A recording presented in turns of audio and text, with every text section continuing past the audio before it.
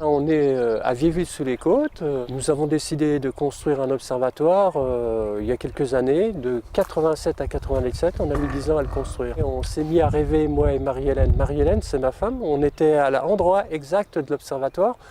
Et puis on s'est dit, ah si on faisait un observatoire. Et au fur et à mesure qu'on élaborait ce rêve, l'observatoire grandissait dans l'imaginaire. Et vous êtes tombé dans les étoiles quand vous étiez petit? Non, pas du tout. Alors, c'est venu à l'âge de 20 ans. J'étais à l'armée, puis j'étais à Paris, et j'ai croisé dans une librairie un livre d'astronomie, puis ça m'a plu, j'ai acheté le livre. J'ai pas compris grand-chose, mais je l'ai relu plusieurs fois et ça a commencé à venir tout doucement. Je vais amener le télescope en direction de Saturne. Là, je mets l'oculaire pour pouvoir observer Saturne au télescope. Saturne est une planète géante gazeuse. Il n'y a pas de sol à la surface de Saturne. J'ai pris connaissance avec un astronome amateur qui sait tailler les miroirs.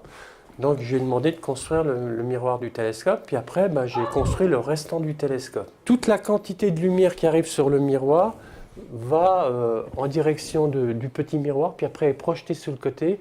Et là, il regarde toute la lumière qui provient du miroir du télescope.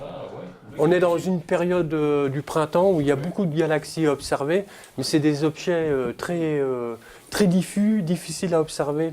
En fait, c'est tellement particulier observer les galaxies qu'il faut attendre au moins plus d'un quart d'heure dans le noir sans être dérangé par les lumières pour pouvoir bien les voir. En d'autres termes, il faut que Marie-Laurenne éteigne sa caméra.